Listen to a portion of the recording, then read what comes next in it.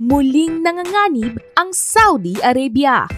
Matapos ang mga pag-atake ng Houthi, may lumabas umanong intelligence tungkol sa posibleng malawakang pag-atake ng Iran-aligned groups sa rehiyon.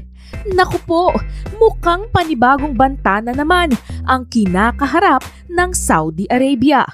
Ang mas nakakabahala, maaaring hindi lang military targets ang pakay, pati mahahalagang energy facilities at civilian infrastructure ng Saudi.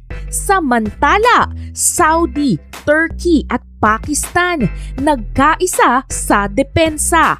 Isang bagong joint defense agreement ang nilagdaan sa Mecca, kung saan ang armadong pag-atake sa isa sa tatlong bansa ay ituturing na pag-atake sa kanilang lahat.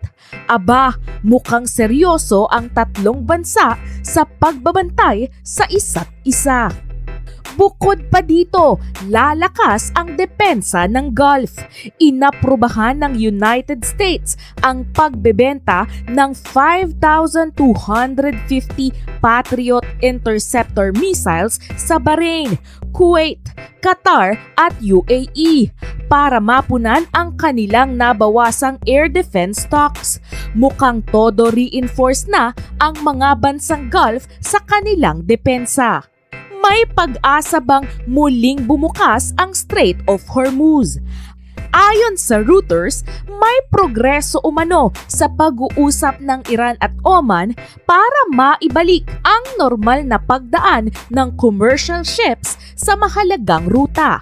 Kung matutuloy ito, malaking ginhawa sana para sa mga barkong dumadaan sa lugar.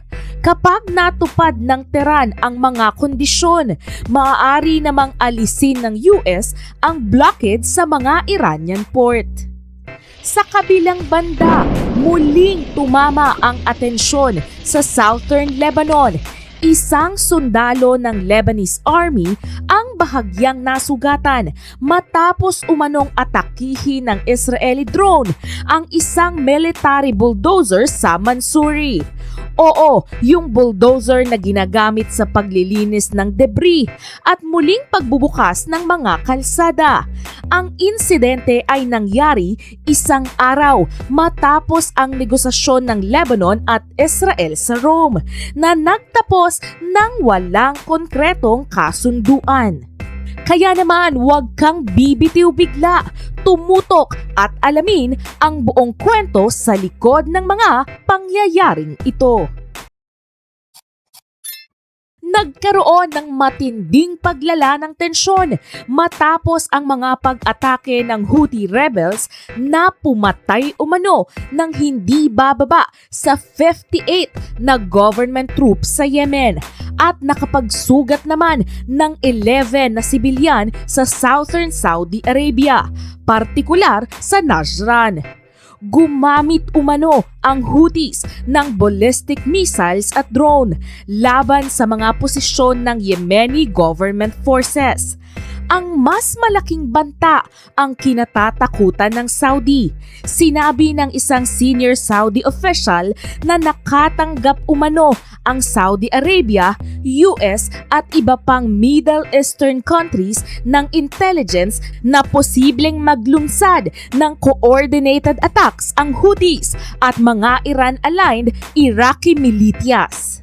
Ang posibleng target ay hindi lamang military facilities kung hindi mga civilian energy infrastructure, ports at airports sa Saudi Arabia.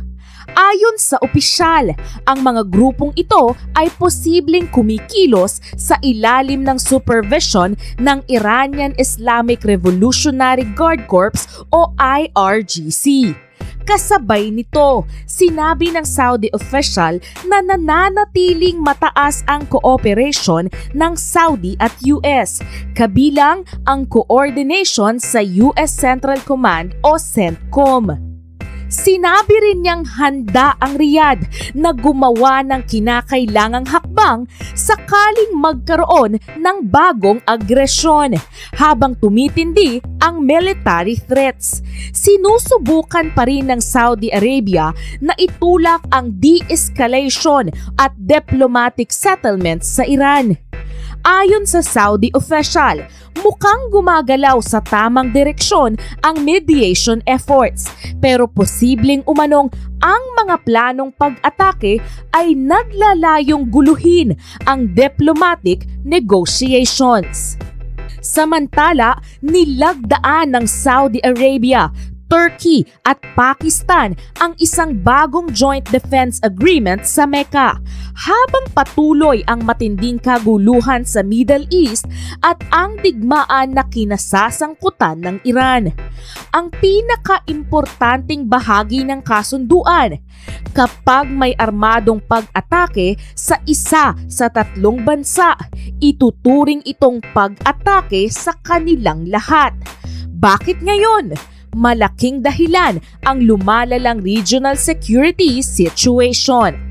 Ayon sa report, Saudi Arabia ay ilang beses nang tinamaan ng pag-atake mula sa Iran at mga kaalyado nito, habang naapektuhan din ang Gulf states at energy shipments. Naging malaking problema rin ang sitwasyon sa Strait of Hormuz, isang mahalagang ruta para sa global energy supplies. Pero may mahalagang disclaimer. Sinabi ng Turkey na defensive ang kasunduan at hindi ito nakatutok laban sa isang partikular na bansa. Bukas din umano ang framework sa ibang regional countries at hindi nito pinapalitan ang existing alliances o defense agreements. Bakit nga ba malaking bagay ang tatlong bansa? Dahil magkakaiba pero complementary ang kanilang military strengths. Sa Turkey, miyembro ito ng NATO at may isa sa pinakamalalaking militar sa alliance. Sa Pakistan naman, tanging nuclear-armed Muslim majority country.